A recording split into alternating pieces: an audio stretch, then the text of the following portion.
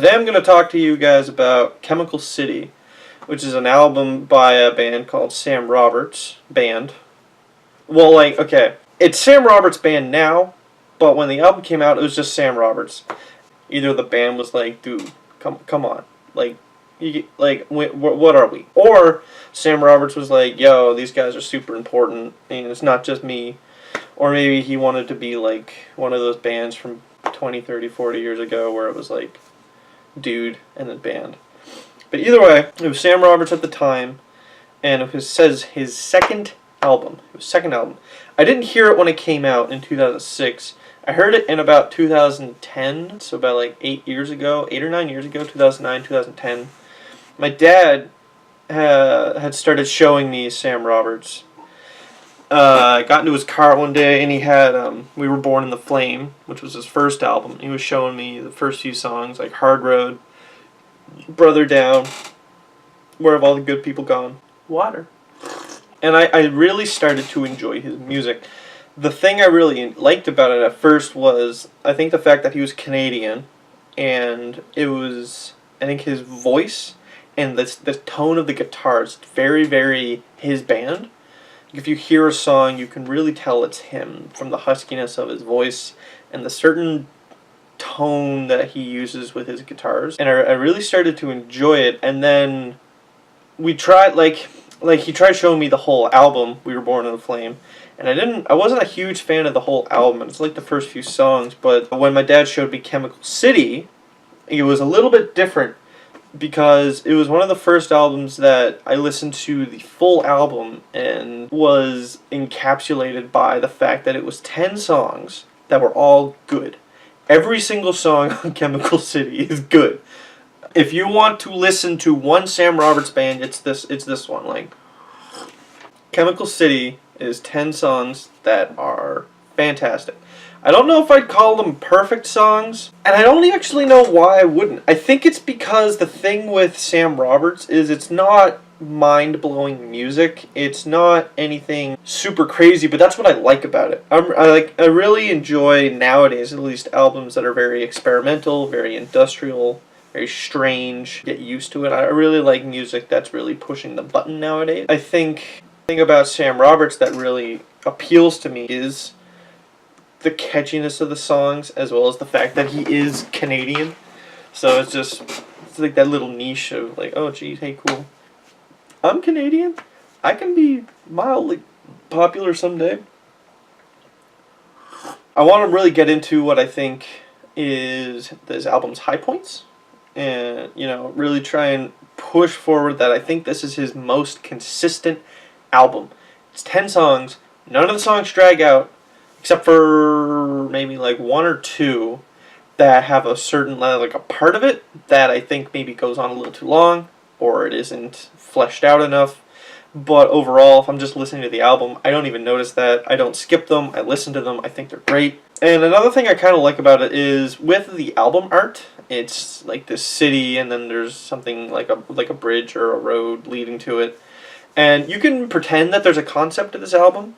I like to think of like some guy coming to the city and there's political turmoil going on, and then he falls in love and all that other stuff, and then he has to leave.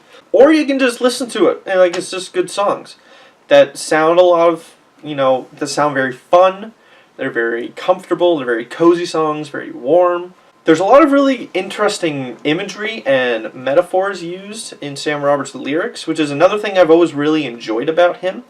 He has this way of almost like line after line after line of some kind of insightful comment or topic that he wants to bring up, which, I feel like some people might end up having a problem with, but I don't know, some of it I think is kind of cute.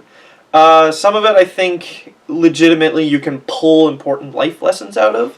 I don't know, it sounds like you're listening to a combination of easy listening music, but then if you listen close enough, you can get something from the lyrics, which I think is really, really fantastic.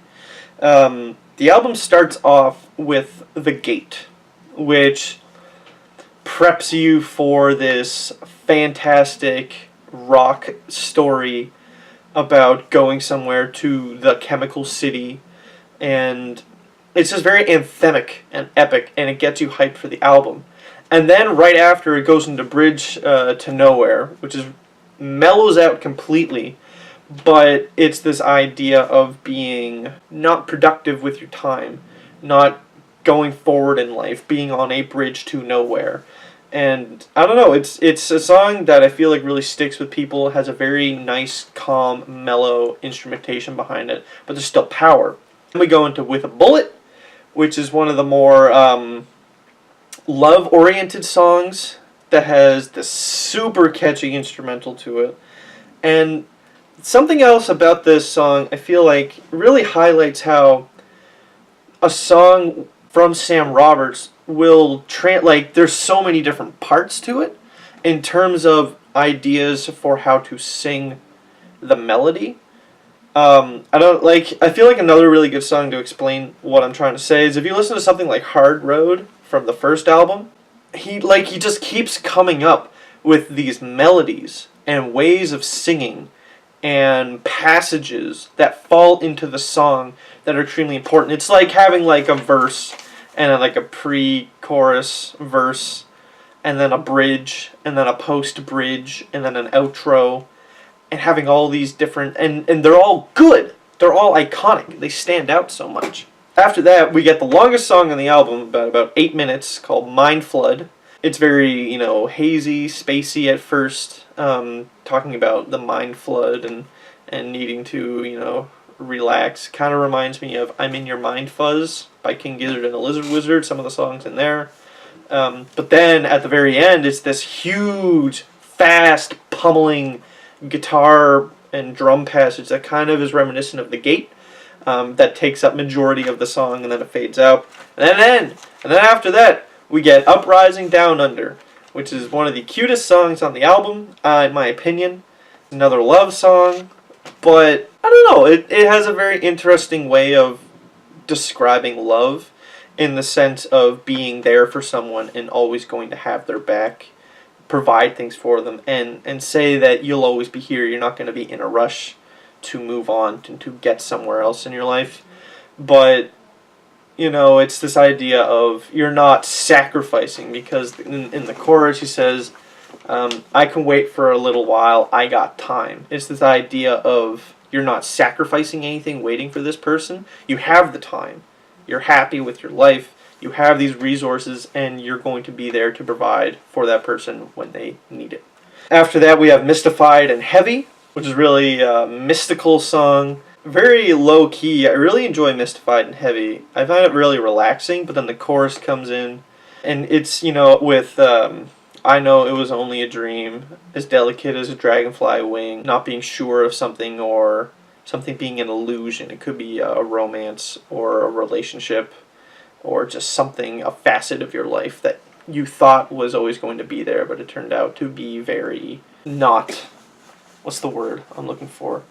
It turned out to be very temporary. Temporary. And then after that, we get American Draft Dodger in Thunder Bay, which is really fun. It's a really bouncy, jumpy song, but the story is kind of interesting. It's about this guy who got drafted to the war in Vietnam, and his dad wanted him to go, but he was like, nah, fuck that. And he went up to Canada to hang out and live, and he became like a teacher. I don't know, I just think it's an interesting song. I don't think there's a lot to pull out of it, or maybe there is, and I'm just not looking close enough. But I don't know, it's a pretty fun song. And then we got Bootleg Saint. And it's actually funny.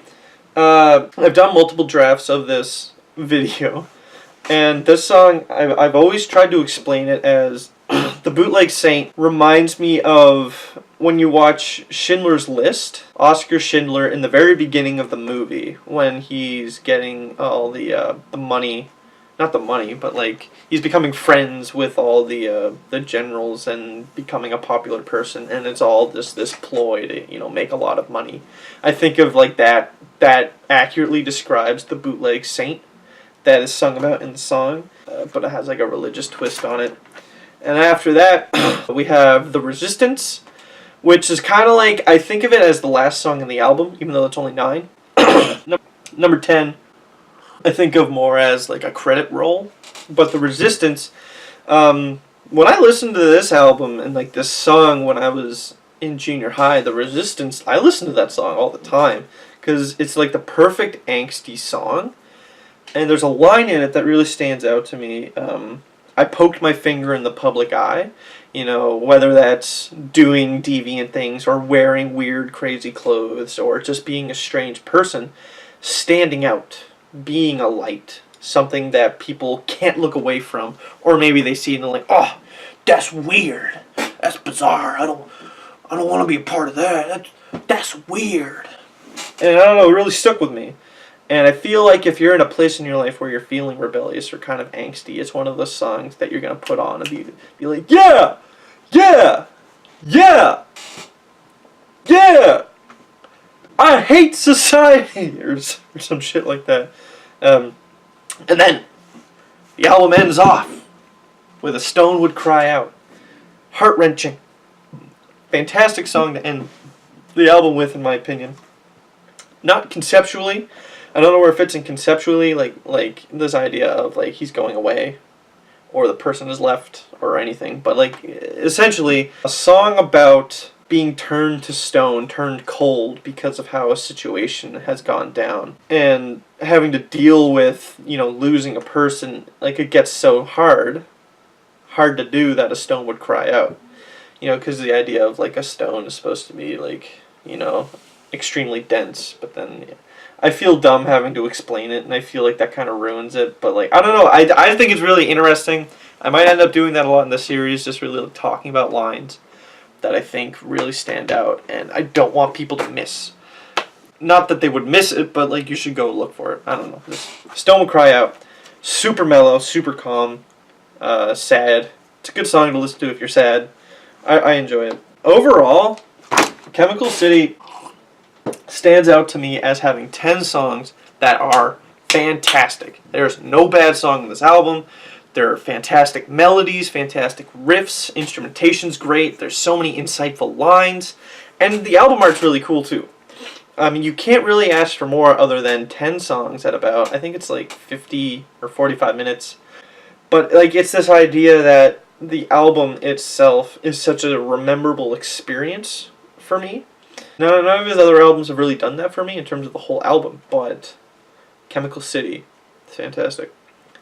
I've always tried to toy with like a grade I would give it. I think Chemical City I'd give about an 85 to 90%.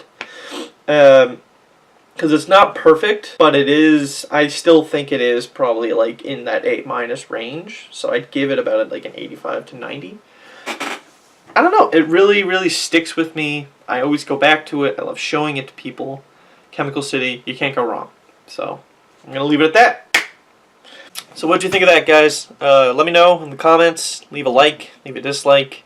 Like if you don't want to leave a comment, but you didn't like it, leave a dislike so that I know to not do this again or change it. But honestly, I would prefer a comment. I like hearing from people, hearing what they have to say, things I can improve, do better, different angle, different lighting, things in the background. So yeah, just let me know. And yeah, Thursdays.